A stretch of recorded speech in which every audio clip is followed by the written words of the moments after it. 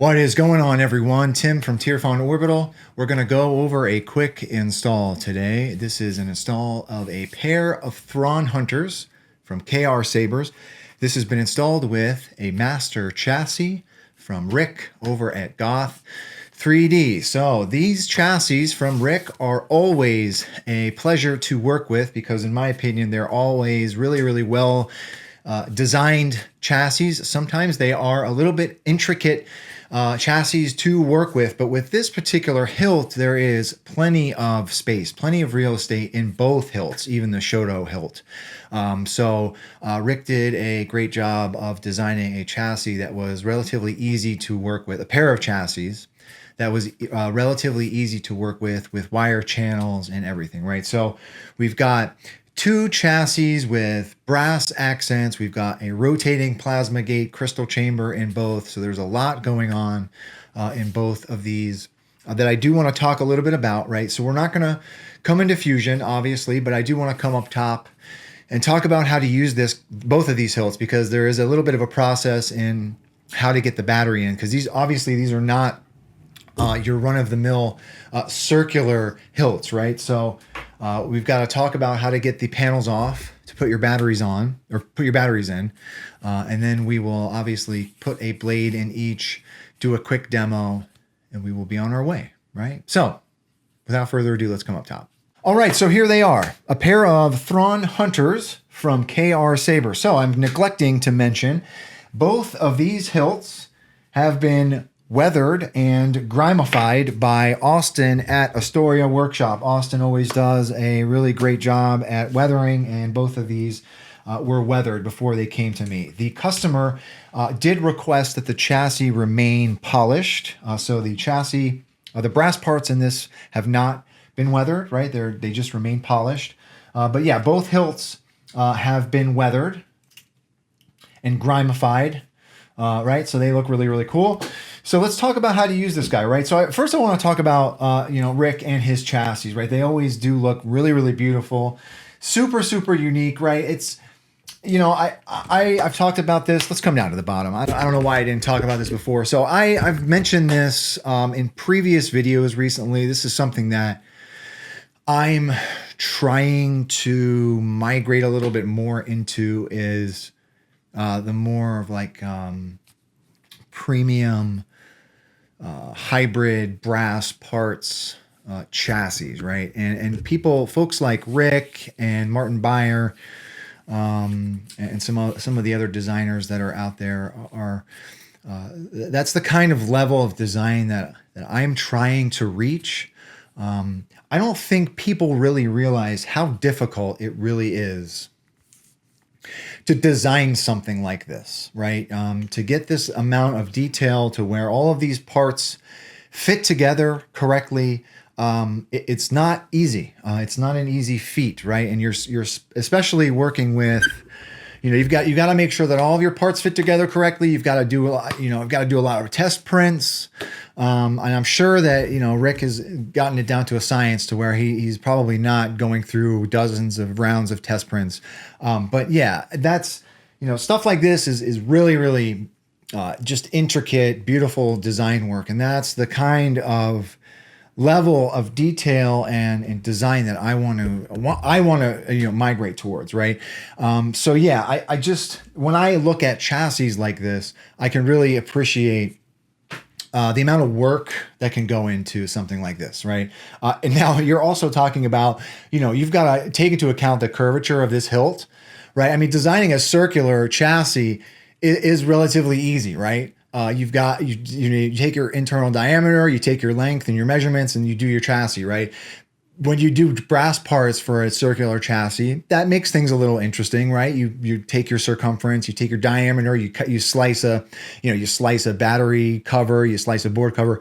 But when you're doing like a circumference and a radius like this makes things a little bit more difficult. So yeah, like it's not easy. This kind of design is not easy. So I can definitely appreciate the amount of work that goes into that, right? So I'm going to stop talking about that. Anyhow, that's So that is the level of design and detailing that I want to get to. And another thing that is tricky, right? Like I want to get into that space, but I also don't want to directly copy people, right? So you don't want to copy somebody's aesthetic. Now there are touches of other artists or designers' aesthetics in some of my designs, right? But you don't want to, directly step on somebody's aesthetic, right? So it's a tricky line to walk, or a tightrope to walk.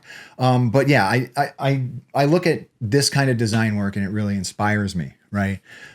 So anyhow, I'm going to stop talking about it. Let's come up top. All right, so anyhow, here they are, the Thrawn Hunters from KR Sabers. Let's start with the Shoto hilt. Both hilts do have a rotating plasma gate or a rotating crystal chamber, okay? All brass parts. You can flip up this window to get a look at that crystal chamber, okay? Let's put a battery in both. So in this particular hilt, I think both actually, the negative battery tab is up towards the emitter. Okay, so you want to take the flat part of your battery, put it up towards the emitter, put it in your battery tray. Now, both of these do have kill keys. Okay, so this has the kill key in it already. If you don't hear anything, you can just pull that kill key. I know Jedi. And you will hear the hilt turn on, and you will see that crystal chamber start to pulse.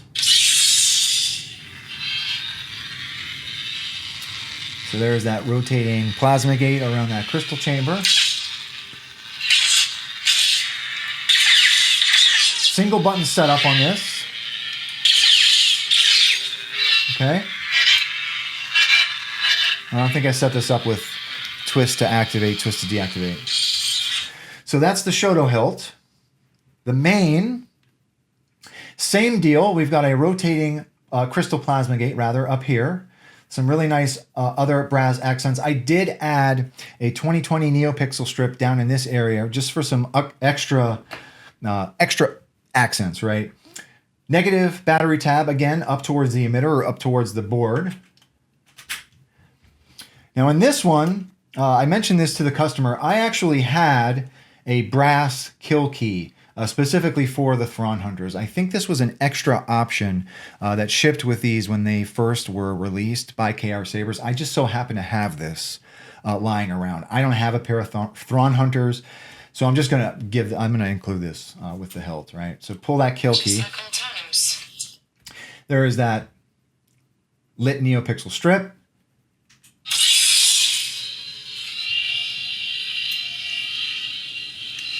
Oh. There's that rotating plasma gate.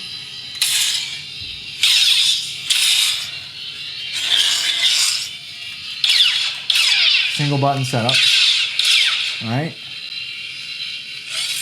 Both hilts have 24mm speakers from Smuggler's Outpost. Now, they also both have battery covers. I'm going to leave these off. This does make putting the covers on a little tight, right? They are magnetic covers. I'm going to leave these off for the demo, right? But let's put these covers on. Whoops. Right, so that's another thing about these hilts, right? So these buttons, if you're laying the hilt down, it's going to activate that button. So I'm going to put the kill key in these while we put the covers on.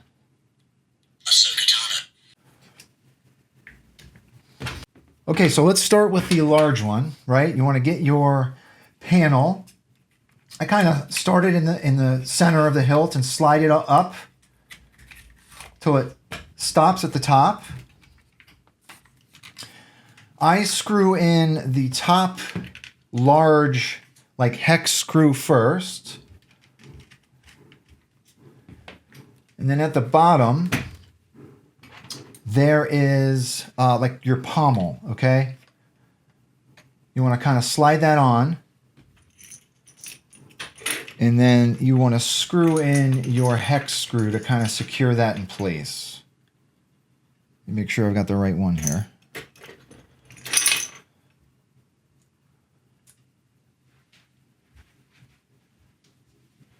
Okay.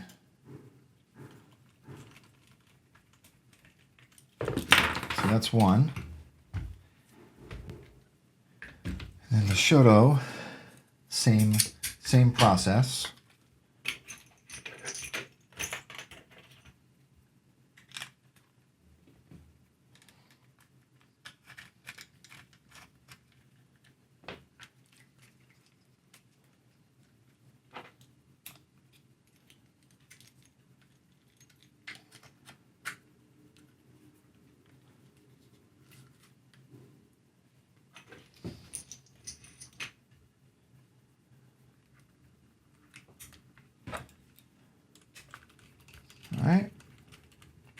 Then you can pull the kill key in both of them. I am no Jedi. The Force resides in all living things. All right, let's go. Let's come down to the bottom. All right, so that is it. There's another look at them weathered by Austin at Astoria Workshop.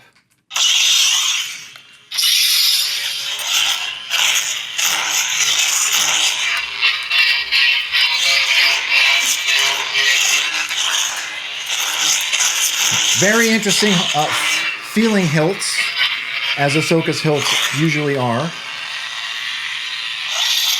See what else we put on here. Let's see if I can line them up with the same. Smooth gray, smooth Jedi, smooth foe. Sense much fear in you. Ahsoka Tano. A Mandalorian. There we go. All right.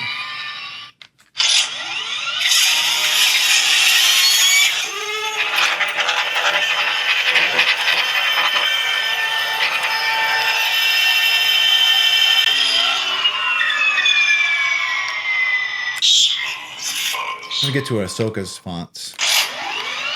Not even your laser swords would be able to protect you. Ahsoka Tano.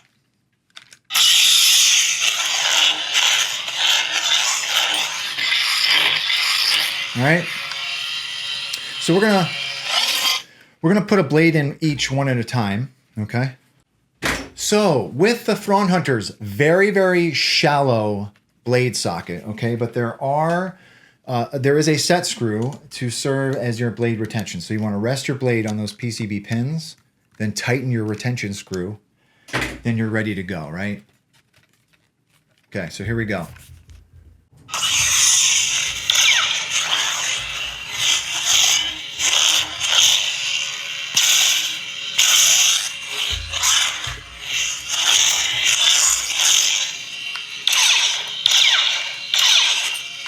Okay. Let's see what else we put on here.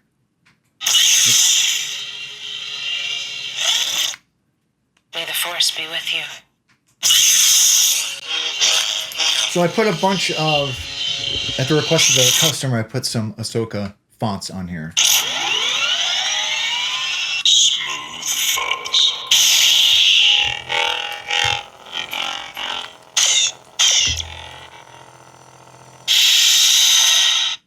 Smooth Jedi, smooth gray. I am no Jedi.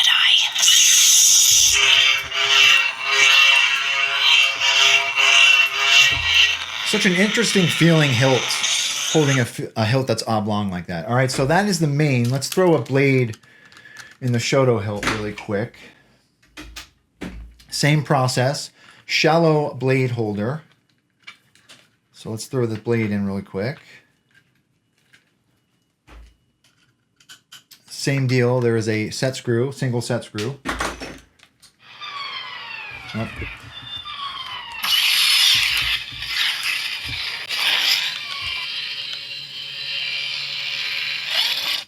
One more. May the Force be with you. I activated the soundtrack on that one.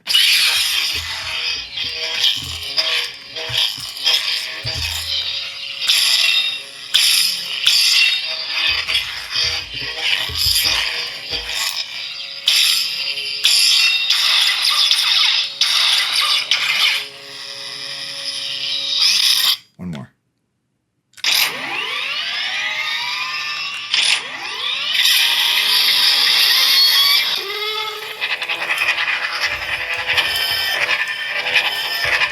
Wow, I just realized something. My fan is on. My fan is on and I'm not hitting it. I got a small demo blade from a buddy of mine. It's pretty nice not having to turn the fan off. So that is it. Those are the Thrawn Hunters from KR Sabers, weathered by Austin at Astoria Workshop. I had a lot of fun doing these. I like this master chassis in particular from Rick at Goth3D, right? So this one was a lot of fun to do, okay? Something I do also want to mention that I forgot to mention, right? So these switches to the customer, if you're noticing that these switches are not activating the tactile switch on the inside of the chassis, you can edit the height of these switches by unthreading this brass ring. So if you're seeing that it's not depressing down on that tactile switch, you can raise and lower that just to make sure that it's touching that tactile switch. So I've noticed that with these Thrawn Hunters before. It's just like you can raise and lower that switch just to make sure it's activating that tactile switch. So anyhow, to the customer, thank you very much for trusting me with your install. If anyone has any questions about this install or anything, really, please do not be a stranger. And with that being said, may the force be with you always. Thanks for watching, everybody.